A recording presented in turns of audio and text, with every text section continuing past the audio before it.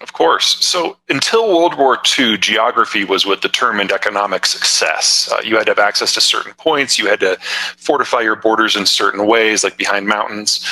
In the case of Russia specifically, they've got 9 gateways to their territories, and they've been invaded through them 50 times. So what Putin's trying to do right now is plug the gateways. 2 of them, unfortunately, are on the other side of Ukraine. Now, when World War II ended, the United States told everyone that geography no longer exists. We're going to protect everyone. We're going to allow for trade among everyone, and that is what gave us free trade in the world that we know. But we did that to buy up an alliance to fight the Cold War. Cold War ended 30 years ago. We've been edging away ever since. And in the last 8 presidential elections, we voted for the guy who wanted to move away from free trade and globalization. The exception, of course, is this last one, where there was not a pro-free trader running. So that's kind of piece 1. Piece 2 is demography. Everything that you do is determined by your age. When you're 20 years in your 30s, you're having kids. When you're 50s, you're saving for retirement. Well, the whole world has aged as we urbanized and industrialized under globalization. Well, 70 years on, we now have a number of countries, Russia included, that has more people in their 60s than their 50s, than their 40s, than their 30s, than their teens. So the return to geography explains the why of what Russia's doing, and its collapsing demography explains the why now. If they don't do it now, they'll never be able to. Yeah, but closing off their borders, I mean, where was the threat of invasion? Who was invading? Today there isn't one, but like I said, they've been invaded 50 times, and they know if they don't plug those gaps now, they will lack the military to do it in the future. They're just preparing for the next major conflagration, because they know next time they won't be able to fight a general war. A calculated decision that they're vulnerable? A calculated decision, and all the rhetoric that he has used in the last week, he has used before. It's just been a while. He had some rather colorful things to say about the Chechens when he first became president back in the early 2000s. Anything for you? Actually, in my second book, The Absent Superpower, there's a whole chapter called The Twilight War on Russia doing exactly this, as well as the next 5 countries that he's going to invade, which I think we can look forward to later this year. So you don't think this will stop at Ukraine? No, absolutely not. He's not going to stop until he plugs all 9 of the gateways, and even if he secures Ukraine totally, he still needs to move further. Moldova, Romania, Poland, Estonia, Latvia, Lithuania. He'll need parts or all of them. Nobody expected Ukraine to fall within a month. They did what they call some thunder runs, thinking they might get lucky on Kiev. That failed. They're now fighting this Russian style with heavy artillery until the city is leveled. They're going to do that over and over again. It's going to take them over a month. Probably no more than 6, though. Then there'll be an insurgency. The Russians know how to deal with that as well. So from the Russian point of view, sure, this hasn't been all sunshine and chocolate, but it's kind of par for the course for how they fight wars. The sanctions did surprise him. The sanctions surprised me. I think the sanctions have surprised everyone. I don't think anyone thought the Europeans were going to get this stiff-backed so quickly. And he was certainly thinking that he was going to have more time and more flexibility. And I don't mean to suggest he's done. If you look at the pipeline infrastructure going from Russia to Europe, there are a couple of undersea pipelines that no one can disrupt, that you don't have to get insurance from. You don't have to worry about a shipper or a Ukrainian sapper. They're going to be the last ones to go. And the only way they'll go is if the Turks and the Germans directly sanction those projects. That's the only weak point they have.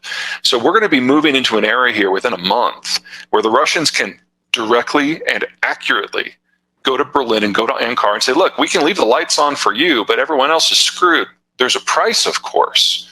Bag at this point. We're going to lose 5 million barrels per day of Urals crude within the next few weeks, and somewhere between 5 and 10 BCF of natural gas going to Europe. We're going to have a food crisis by the 4th quarter because the world's largest wheat exporter just invaded the 5th largest one. There isn't going to be any planting season in Ukraine this year. We have a phosphate fertilizer shortage because of what's going on in China. Because of natural gas prices, we now have a global nitrogen fertilizer shortage. And Russia and Belarus combined are the world's largest potash producers. So a lot of farmers the world over are not going to use fertilizer this year. So we'll have a collapse in yields. That is how a famine begins. Global wheat stores are less than 5 weeks of usage. conservatively, between what's going on in Russia and Ukraine and what's going on in the fertilizer markets, the price of wheat between now and the end of the year is going to quadruple. The reference that Jacob made about what happened in the Middle East was when in one region it tripled. We're talking a global quadrupling. In the places that are more exposed to these producers, it'll be significantly worse. So yes, some degree of political unrest that is significantly worse than anything that we have seen with the Arab Spring is baked in now for the entirety of the Middle East.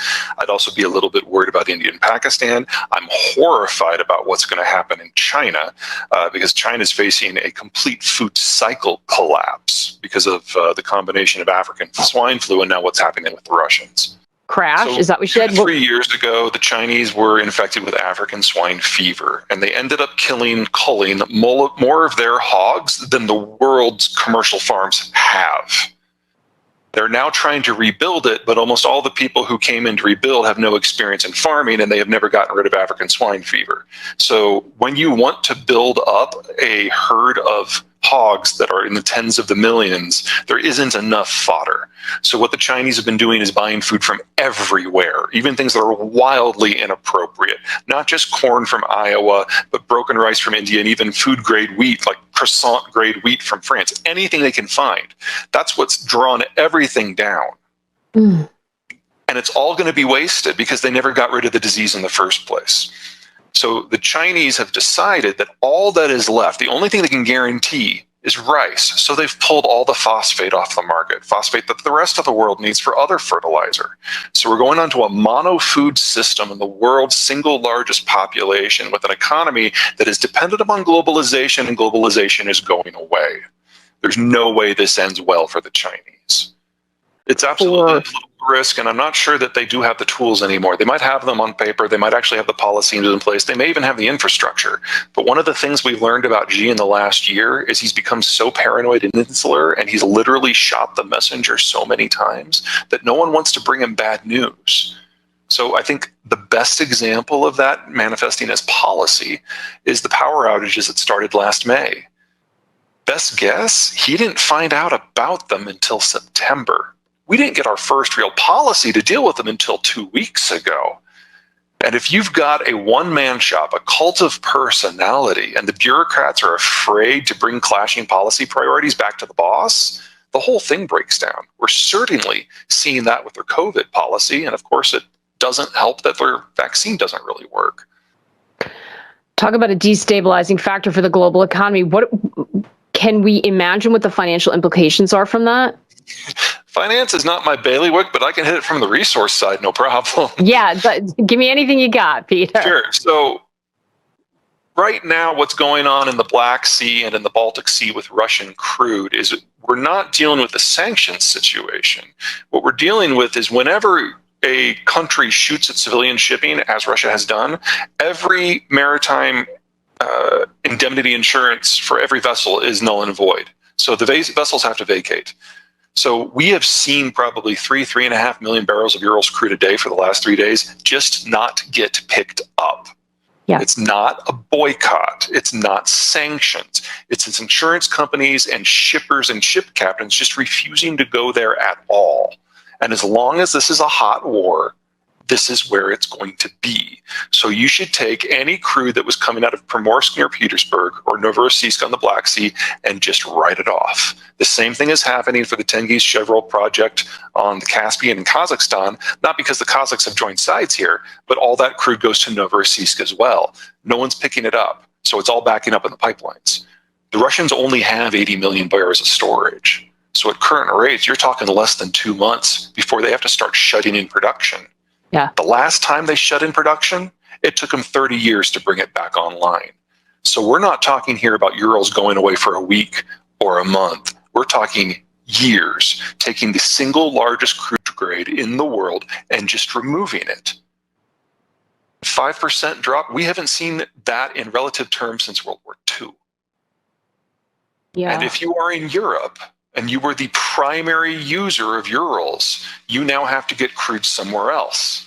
The next best bet for them is West Africa because they're all former colonies and there's a security and political and economic relationship. They can do that. They can pull that off. But that means none of it's going to China.